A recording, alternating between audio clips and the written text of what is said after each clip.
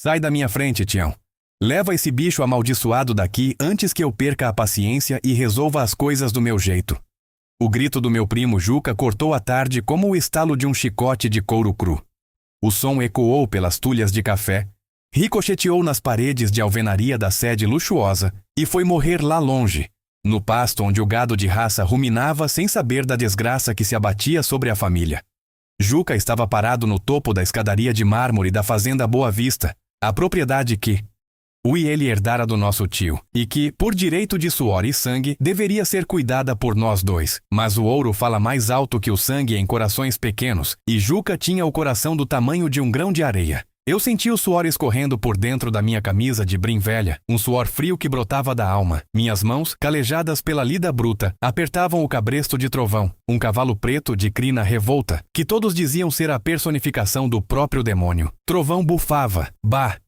Tendo o casco no chão de terra vermelha, levantando uma poeira fina que parecia querer esconder a minha vergonha. Aquele animal era a única herança que minha mãe, a irmã pobre do dono da fazenda, me deixara antes de ser levada por uma febre maligna que a medicina da cidade não soube explicar.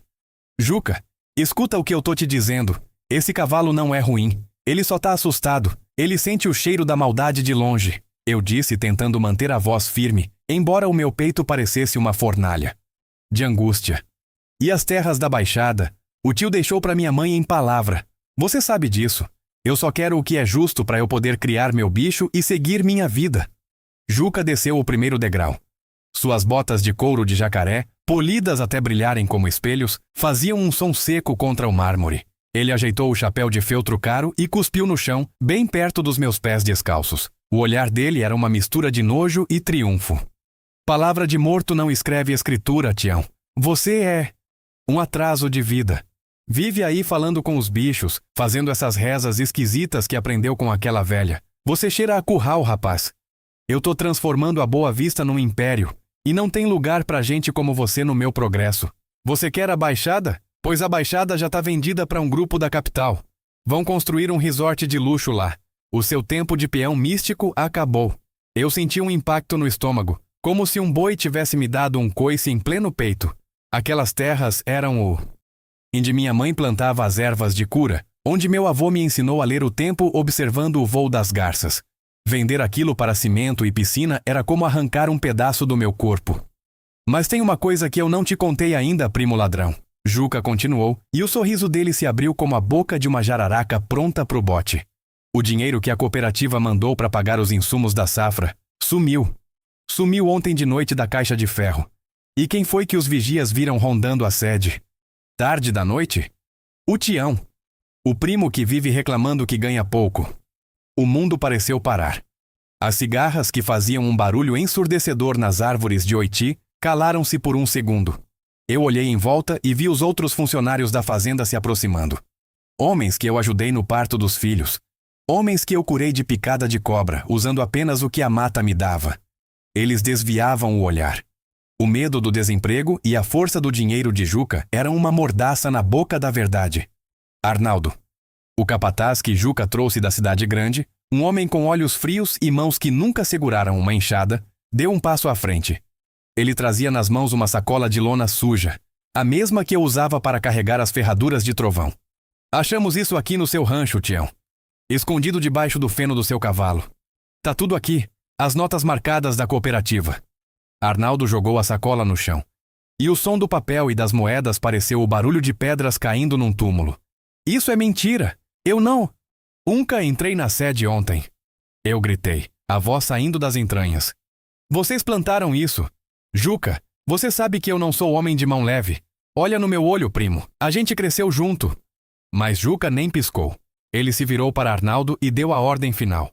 Não quero saber de explicação de ladrão. Pega as coisas dele e joga no lixo. E você, Tião, some da Boa Vista agora. Se eu te vir passando pela porteira principal, eu mando os cachorros te despedaçarem. E leva essa carniça desse cavalo junto. E que nem pra achar que esse bicho serve. Eu percebi naquele momento que não havia justiça para quem é pobre de bolso, mesmo sendo rico de alma. A armadilha fora armada com cuidado. Juca queria as terras da minha mãe e queria destruir a única coisa que eu tinha. O meu nome. Sem honra, no interior, um homem é menos que a poeira da estrada. Sem dizer mais uma palavra, eu dei as costas. Entrei no meu pequeno rancho, uma construção de adobe que eu mesmo levantei nos fundos da fazenda. O cheiro de café frio e ervas secas me atingiu, trazendo uma saudade que doía. Peguei a minha sacola de lona, mas não a que Arnaldo plantou. Peguei a minha de verdade. Coloquei dentro 2 camisas gastas, uma calça de reserva, o canivete de cabo de chifre que meu avô me deu e a flauta de bambu que era o meu único consolo nas noites de solidão. Ao sair, Vicente, o peão mais velho da fazenda, um homem que já tinha a pele como couro curtido pelo sol de 70 verões, estava me esperando na sombra de um pé de anga. Ele colocou a mão no meu ombro, uma mão pesada e trêmula. Não se desespere, Tião. O que é do homem o bicho não come, e o que é da terra a terra devolve. Siga o caminho da Serra Negra. Lá no alto, onde as nuvens beijam o chão, vive o mestre Bento. Ele foi o mestre do seu avô. Se alguém pode te ajudar a entender o dom que você tem, esse homem é ele. Vá. E não olhe para trás. O veneno de Juca ainda vai corroer a própria carne dele. Eu agradeci com um olhar, pois as palavras já não saíam a minha boca. Apertei o cabresto de Trovão e comecei a caminhar. Atravessar a porteira da Boa Vista foi como sentir uma faca sendo puxada da carne. Cada passo que eu dava para longe daquela terra era um pedaço da minha infância que ficava para trás. O sol agora estava a pino. O calor subia do chão em ondas que faziam o horizonte dançar. Eu andei por quilômetros. A sola dos meus pés, embora grossa, começou a arder no cascalho da estrada de rodagem. Trovão caminhava ao meu lado, as orelhas em pé, o passo firme. Ele parecia entender que o nosso destino tinha mudado. De vez em quando, ele encostava o focinho úmido no meu braço como se dissesse: "Eu tô aqui, Tião. A gente não tá sozinho." A fome começou a roer o meu estômago e a sede transformou a minha boca num deserto. Eu não tinha levado comida. Apenas a dor e a esperança. A estrada parecia infinita, cortando o vale e subindo em direção às montanhas escuras que se erguiam no horizonte como gigantes de pedra. Eu sabia que a Serra Negra há um lugar de mistérios, onde as onças ainda reinavam e onde as lendas do sertão ganhavam vida. Enquanto eu subia a primeira encosta, o sol começou a baixar, pintando o céu com tons de violeta e ouro. Eu parei por um instante para recuperar o fôlego. Olhei para o vale lá embaixo. A fazenda Boa Vista parecia um brinquedo de criança de tão longe. Eu vi as luzes da sede sendo acesas. Juca deveria estar comemorando com champanhe e risadas, cercado por gente que o bajulava pelo seu ouro. Eu olhei para as minhas mãos vazias e depois para o céu que começava a mostrar as primeiras estrelas. Vocês podem ter tirado o meu teto, podem ter tirado o meu chão e podem ter manchado o meu nome. Eu sussurrei para o vento que começava a esfriar. Mas vocês não tiraram o que corre nas minhas veias. A terra me conhece, e um dia ela vai clamar pelo meu retorno. A noite caiu pesada e fria. No meio da mata, com o som dos bichos noturnos começando a sinfonia, eu me encostei num tronco de aroeira. Trovão se deitou perto de mim, servindo de barreira contra o vento. Eu peguei a minha flauta de bambu e toquei uma melodia triste, a mesma que minha mãe cantava para me fazer dormir. O som da flauta parecia flutuar sobre as árvores, perdendo-se na imensidão do interior brasileiro. Eu não sabia o que o amanhã me reservava, nem se eu chegaria vivo ao topo da Serra Negra. Mas eu sabia que a roda da vida não para de girar. E quem hoje se senta no trono da mentira, amanhã poderá estar implorando por uma gota da água da verdade. A minha queda fora grande, mas o chão onde eu caí era terra fértil. E de terra fértil, com o tempo e o trato certo, sempre nasce a força da superação. A escuridão na base da Serra Negra não era apenas a ausência de luz. Era um breu denso, quase sólido, que parecia querer engolir qualquer um que ousasse desafiar os segredos daquelas escarpas. O frio da madrugada mineira subia do chão como o hálito de um fantasma, entrando pelos poros e fazendo os meus dentes baterem numa sinfonia de medo e cansaço. Eu estava exausto. O estômago, vazio há quase um dia inteiro, dava voltas, e a sede transformara a minha garganta numa lixa áspera. Trovão estava inquieto.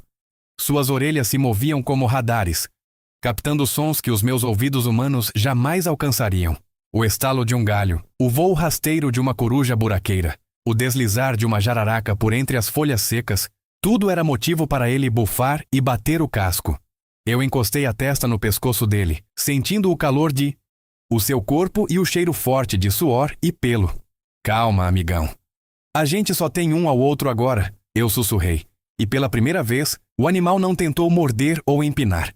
Ele apenas suspirou fundo, um som longo que parecia carregar toda a tristeza do mundo. Ao amanhecer, a paisagem mudou. O cerrado baixo deu lugar a uma mata de galeria fechada, onde as árvores eram cobertas de barbas de velho e orquídeas selvagens. O caminho para a Serra Negra não era uma estrada, era um rastro de bicho, estreis.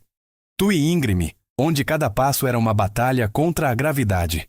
Meus pés descalços já estavam em carne viva, cortados pelas pedras e espinhos de Juá. Mas eu não podia parar. O conselho de Vicente ecoava na minha mente como um mantra. Onde as nuvens beijam o chão. Depois de horas de uma subida que parecia não ter fim, o ar começou a ficar mais leve, mais puro. Uma neblina fina que o povo da roça chama de cerração começou a descer dos picos, envolvendo tudo num manto branco e misterioso. Oi quando eu vi, encravado num platô natural, um pequeno rancho de pedra e palha de palmeira. Não havia cerca, não havia luxo, apenas o som de uma queda d'água próxima e o cheiro de ervas sendo queimadas num braseiro. Parado na frente do rancho como se já estivesse me esperando, estava um homem que parecia ter saído das entranhas da própria serra. Mestre Bento era pequeno na estatura, mas a sua presença preenchia todo o espaço. A pele dele era como o tronco de uma aroeira centenária, cheia de ulcos e marcas do tempo. Os olhos, embora semicerrados pela idade, brilhavam com uma inteligência que me fez sentir como se ele estivesse lendo a minha história antes mesmo de eu abrir a boca. Você demorou, Tião, disse ele com uma voz que lembrava o som do vento passando por entre as pedras. O seu avô me disse que você viria. Só não disse que traria o trovão com você. Eu fiquei paralisado. Como ele sabia o meu nome? Como sabia do cavalo? Eu tentei falar, mas a minha voz sumiu. Bento apenas fez um gesto com a mão, convidando-me a entrar, e apontou um cocho de madeira com água cristalina para o cavalo. Não tente entender com a cabeça o que o coração já sabe, rapaz. Come e descansa. A lida aqui na serra é mais pesada que na Baixada do Juca. Enquanto eu devorava um prato de raízes cozidas e mel silvestre, Bento observava Trovão. O cavalo, que na Boa Vista era tratado a chicote e grito, estava calmo perto do velho. Bento se aproximou do animal sem medo, sem corda, sem nada. Ele começou a fazer um som baixo com a boca, um zumbido rítmico que parecia uma prece. Trovão abaixou a cabeça e deixou o velho tocar a sua testa. Eles dizem que ele é louco, Tião. Mas ele só tem dor. Uma dor que vem do modo como os homens tratam o que não conseguem dominar. Você tem o dom do sussurro, mas ainda tem medo da própria força. Vamos mudar isso. Nas semanas que se seguiram, a minha vida foi destruída para ser reconstruída. Bento não me ensinou a montar. Ele me ensinou a ser um com o animal. Eu aprendi a identificar cada erva de cura, a entender o ciclo das luas e a perceber como a energia de um homem pode curar ou adoecer um bicho. Trovão foi a minha primeira prova. Eu passava horas apenas sentado no curral de pedra, sem fazer nada, apenas respirando o mesmo ar que o cavalo. Eu aprendi que o silêncio é a linguagem mais poderosa do sertão. Aos poucos, a crina revolta de Trovão foi cedendo. O olhar de fogo deu lugar a uma confiança profunda. Eu comecei a tocar para ele na minha flaute. A de bambu, e o animal parecia entrar num transe, seguindo a melodia como se fosse a batida do próprio coração dele. Eu não era mais o peão humilhado. Eu estava me tornando o guardião de um segredo ancestral. Enquanto isso, lá embaixo, no vale, a fazenda Boa Vista começava a sentir o gosto amargo do destino. Juca, em sua arrogância, achava que o dinheiro e a tecnologia de ponta resolveriam tudo. Ele trouxe veterinários caros da capital, comprou rações importadas e instalou câmeras por toda a sede. Mas a terra tem leis que o ouro não entende. Tudo começou com uma novilha premiada. Ela amanheceu triste, com as orelhas caídas e uma saliva espessa escorrendo pela boca. Em 2 dias, 10 animais estavam na mesma situação. O diagnóstico dos doutores da cidade era confuso. Febre aftosa? Raiva bovina? Mas nada do que eles injetavam nos animais funcionava. Pelo contrário, as vacinas pareciam acelerar a morte dos bichos. O capataz Arnaldo, que sempre foi um homem de gelo, começou a tremer. Ele via os bois de milhões de reais caírem um por um no pasto, como se tivessem sido atingidos por uma maldição invisível. O cheiro de morte começou a impregnar o ar da fazenda, espantando até os urubus. Patrão, o gado tá morrendo, Arnaldo disse, entrando no escritório de Juca, onde o cheiro de uísque barato e charuto era forte. A gente já perdeu 30 cabeças, e a doença tá pulando a cerca pras fazendas vizinhas. O vale inteiro tá entrando em pânico. Juca deu um soco na mesa fazendo os papéis voarem. Eu paguei uma fortuna por esses veterinários. Mande buscar mais. Compre todos os remédios do estado se for preciso. Eu não vou perder o meu império por causa de uma gripezinha de boi. Mas o que Juca não sabia, e o que Bento estava me mostrando lá no alto da serra, era que aquela não era uma doença comum. Era a peste das almas. Uma enfermidade que nasce da ganância e do desrespeito à natureza. Ela não se curava com química, ela se curava com a alma. Certa noite, Bento me chamou para fora do rancho. Ele olhava para o vale lá embaixo, onde as luzes da Boa Vista brilhavam como feridas abertas. O tempo do acerto de contas chegou, Tião. A terra está clamando. A doença que está lá embaixo é um espelho da alma do seu primo. Ela só vai parar quando alguém que entende o sussurro das veias da terra descer para limpar a podridão. Eu senti um arrepio. Eu não estou pronto, mestre. Eles me chamaram de ladrão. Eles me expulsaram. Bento colocou a mão no meu peito e eu senti um calor que parecia vir do centro do mundo. O perdão não é para eles, Tião. É para você. Se você for capaz de salvar o gado de quem te humilhou, você terá lavado a sua honra com o suor da misericórdia. E a terra, a terra nunca se esquece de um gesto assim. Naquela noite eu não consegui dormir. Eu olhava para Trovão, que agora brilhava sob a luz da lua, e para a minha flauta de bambu. Eu sabia que a minha jornada de volta estava prestes a começar. Mas eu não voltaria como o primo pobre. Eu voltaria como o único homem capaz de parar o apocalipse que Juca, em sua cegueira, tinha invocado sobre o Vale da Boa Vista. A fumaça preta das fogueiras que Arnaldo acendia para queimar as carcaças dos animais mortos subia ao céu. Uma prece negra de desespero. O palco estava montado para o encontro final entre o ouro que mata e o sussurro que cura. A descida da Serra Negra não foi apenas um caminho de volta. Foi uma travessia entre dois mundos. No topo, o ar cheirava a orvalho, terra limpa, e o perfume doce das flores de ipê que Mestre Bento colhia para suas infusões. Mas, à medida que eu e Trovão perdíamos altitude, o cheiro do Vale da Boa Vista subia como um vapor tóxico. Era um odor que eu conhecia bem, mas que nunca tinha sentido com tanta força. O cheiro da morte. Não era apenas o gado que estava apodrecendo. Parecia que a própria esperança daquela terra tinha se tornado rançosa. Trovão caminhava com uma elegância que assustaria quem o viu partir meses atrás. Ele não era mais o bicho acuado que tentava morder a própria sombra. Ele agora se movia com a calma de quem sabe que carrega o destino nas patas. Eu, montado em pelo, sem sela, apenas com a rédea de corda de sisal, sentia cada músculo dele vibrar em sintonia com os meus. Eu não era mais o primo pobre e humilhado que saíra dali de cabeça baixa. Eu era um homem que tinha visto o avesso do mundo e aprendido que a maior riqueza não se guarda no banco, mas no fôlego. Quando chegamos à entrada da fazenda Boa Vista, o cenário era de guerra.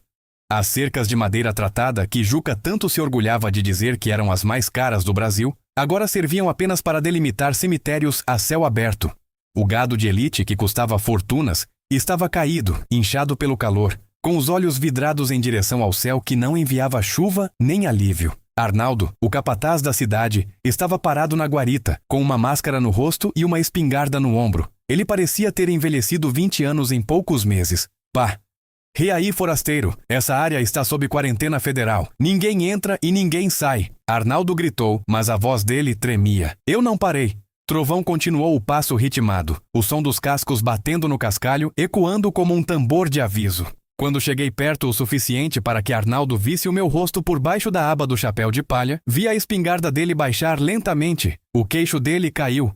Tião, é você mesmo, rapaz. Abre a porteira, Arnaldo. Eu não vim buscar o que é meu. Me salvar o que o seu patrão ainda não conseguiu matar com a soberba dele. Eu disse. E a minha voz saiu com uma autoridade que fez o homem se arrepender de cada chute que ele deu nas minhas coisas no dia da expulsão. Ele abriu a porteira sem questionar. Eu atravessei o terreiro da fazenda sob o olhar atônito dos peões. Eles estavam sentados nos degraus das tulhas, com os braços cruzados, a imagem viva da derrota. O progresso de Juca tinha falhado. Os tratores importados estavam parados por Faule. Tá de quem os operasse, e os veterinários de jaleco branco, que um dia riram das minhas rezas, agora estavam encostados na parede da sede, discutindo termos técnicos que não traziam vida a nenhum bezerro. Subi a rampa da sede. Juca estava lá, mas não era o homem que eu deixara. Ele estava sentado numa cadeira de balanço, com uma garrafa de cachaça pela metade ao lado. A camisa de seda estava manchada de suor e cinza de charuto. Ele olhou para mim como se estivesse vendo uma assombração. O que... Você quer aqui, Tião? Veio rir da minha desgraça? Veio dizer, eu te avisei? Juca tentou se levantar, mas as pernas falharam. Ele estava quebrado por dentro. O império dele estava derretendo sob o sol do meio-dia. Eu não tenho tempo para rancor, Juca. O tempo de rir já passou. Agora é o tempo de agir, eu disse, descendo de trovão. O cavalo parou ao meu lado como um guarda-costas silencioso. Eu sei o que essa doença é. Mestre Bento me ensinou. Isso não é bactéria nem vírus que se mata com... injeção. É a peste das almas. A terra adoeceu porque você tratou ela como mercadoria, e os animais como máquinas. Juca soltou uma risada amarga, mas os olhos dele estavam cheios de lágrimas de desespero. Lá vem você com essas conversas de velho.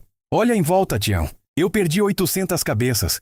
O governo vai interditar a fazenda amanhã e eu vou ser preso por crime sanitário. Não tem cura. Os melhores laboratórios do país disseram que não tem o que fazer. Eles não têm. Mas eu tenho, eu respi. Ondi, olhando para o estábulo principal, onde se ouvia o gemido lancinante de um animal em agonia. Quem está lá dentro? É a Estrela. A vaca que o tio te deu quando você era pequeno e que eu tomei de você. Juca baixou a cabeça. Ela é a última do rebanho original. O veterinário disse que ela não passa de hoje. Ele já está preparando a injeção para sacrificar ela. Eu não esperei. Caminhei em direção ao estábulo. O veterinário, um rapaz jovem com cara de quem nunca pisou num curral de verdade. E sem luvas, estava com a seringa na mão. Arreda, doutor, eu disse, afastando-o com o braço. Você ficou louco? Esse animal está em estágio terminal. O sofrimento dela é desnecessário. O rapaz protestou. Eu ignorei. Ajoelhei-me na palha suja ao lado de Estrela. Ela estava deitada de lado, a respiração curta e ruidosa, uma espuma branca saindo pelo focinho. Eu coloquei a minha mão sobre o pescoço dela e senti a pulsação fraca, quase parando. Fechei os olhos e comecei a buscar dentro de mim o silêncio da Serra Negra. Toda a fazenda parou para olhar. Juca, Arnaldo, os peões, os veterinários. Todos estavam na porta do estábulo, num silêncio que parecia que o mundo tinha prendido a respiração. Eu peguei a minha flauta de bambu. O som que saiu dela não era música comum. Era o som da água correndo nas pedras, do vento nas folhas de milho, do batimento do coração da terra.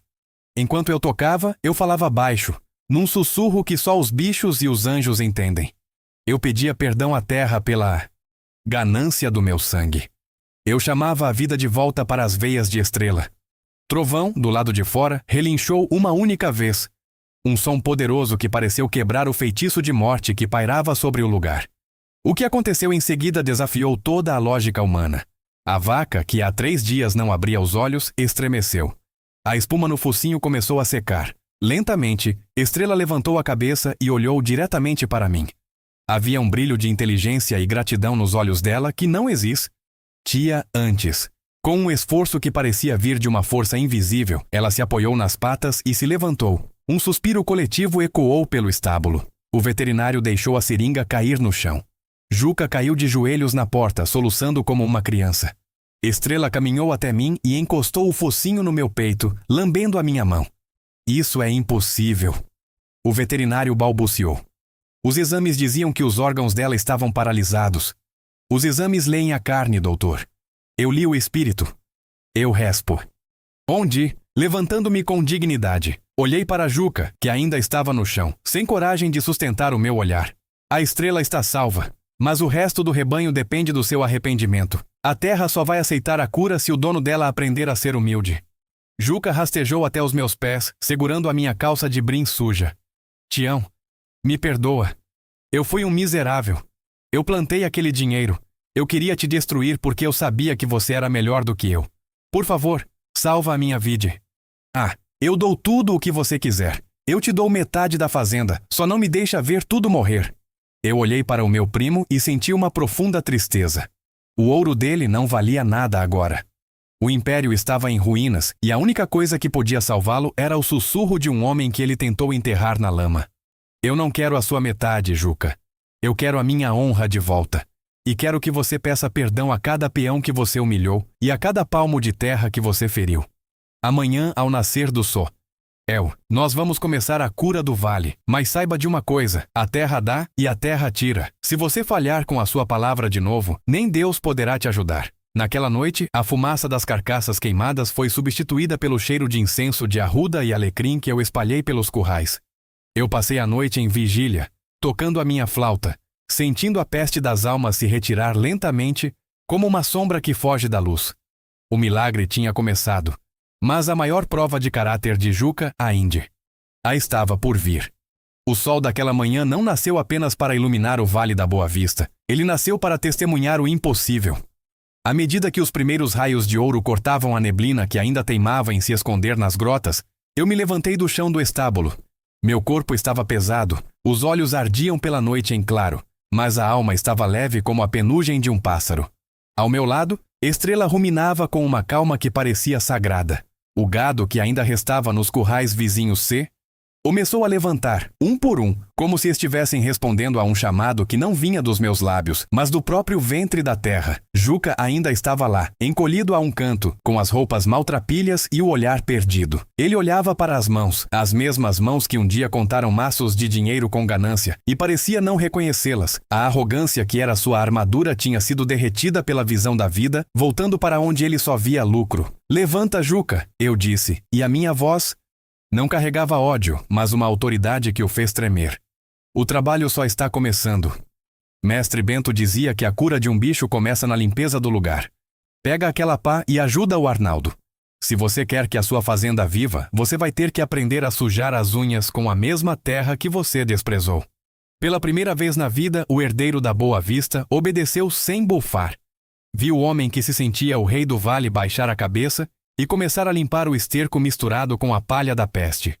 Os outros peões, vendo o patrão na lida bruta, sentiram um choque de realidade. O silêncio da fazenda, que antes era de morte, foi substituído pelo som do trabalho honesto. Eu peguei a minha flauta de bambu e caminhei até o centro do pasto principal. Enquanto eu tocava, o som parecia criar ondas invisíveis que limpavam o ar carregado. Trovão galopava livre ao meu redor, sua crina preta brilhando como seda negra sob o sol. Onde ele passava, o mato seco parecia ganhar um novo fôlego.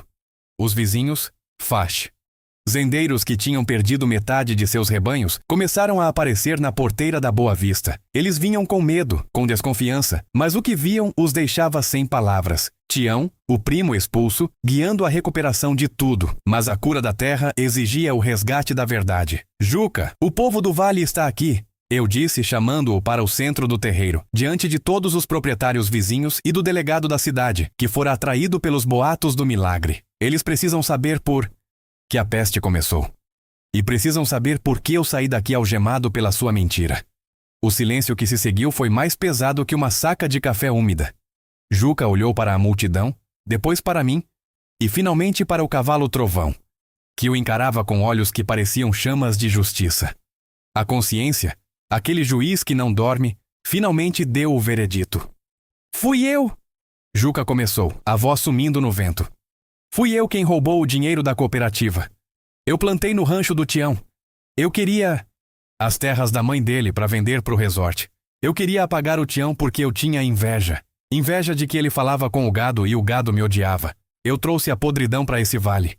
Um murmúrio de indignação correu entre os presentes. O delegado deu um passo à frente, mas eu coloquei a mão no braço dele. "A justiça dos homens vai ter o seu tempo, senhor delegado. Mas hoje, a justiça da terra pede algo diferente. Juca, você vai assinar a escritura da baixada de volta pro meu nome. E vai dar o que restou do seu ouro para indenizar cada pequeno produtor que perdeu um bezerro por causa da peste que a sua ganância espalhou." Ali, no capô da mesma caminhonete de luxo que ele usava para humilhar os humildes, Juca assinou os papéis. As mãos dele tremiam. Ele não era mais o doutor Juca. Era apenas um homem nu de caráter, tentando recuperar um pouco de dignidade. Os meses seguintes foram de uma transformação que o Vale da Boa Vista nunca esqueceu. Eu não construí o resort de luxo. Na Baixada, eu criei o Santuário do Sussurro, um lugar onde animais doentes de toda a região eram trazidos para serem curados sem veneno e sem dor. A Fazenda Boa Vista continuou existindo, mas sob um novo regime. Juca não foi preso por meu pedido. Ele foi condenado pela própria terra a trabalhar como um simples peão na minha horta comunitária por 7 anos, aprendendo a plantar o que um dia ele tentou cimentar. Mestre Bento desceu da Serra Negra apenas uma vez para me visitar. Ele caminhou pelas erras da Baixada, viu o gado gordo e as crianças dos peões estudando sob a sombra do jatobá. Ele me olhou com aquele sorriso de 1000 anos e disse: "Você lavou a cicatriz, Tião. Agora você não é mais o dono da terra. Você é o guardião dela. E a terra, quando é amada, nunca deixa o seu guardião passar fome ou solidão. Hoje, quando a noite cai e a lua prateia as montanhas, eu sento na varanda da minha casinha de adobe, agora reformada com carinho. Trovão deita aos meus pés e estrela pasta no quintal. De vez em quando vejo Juca voltando da roça com a enxada no ombro e o rosto suado. Ele me cumprimenta com um aceno de chapéu, um aceno de respeito que ele nunca teve quando era rico. Eu pego a minha flauta e começo a tocar. O som se espalha pelo vale, sobe a serra e se mistura com as nuvens. É a música da superação. É o lembrete de que a vida pode até nos jogar na vala, pode até tentar manchar o nosso nome e nos deixar sem nada, mas se você guardar a sua honra dentro do peito, como uma mente protegida, o tempo sempre trará a chuva necessária para você florescer mais forte do que nunca. A roda da vida nunca para de girar, e no balanço dessa roda, só o que é verdadeiro permanece de pé. Se esta história de honra e milagre tocou o fundo da sua alma, deixe o seu like para que mais pessoas saibam que a verdade sempre vence a mentira. E eu quero te fazer uma pergunta. Você acredita que os animais sentem a nossa energia e podem ser curados pelo amor? Deixe a sua opinião aqui nos comentários. Eu quero muito conversar com você sobre isso. Não se esqueça de se inscrever no canal e ativar as notificações. No próximo vídeo, contaremos a história da rezadeira que parou uma tempestade de granizo apenas com 1/3 de contas e uma fé inabalável. Até o próximo caos, meu povo. Que a bênção da terra esteja com todos vocês.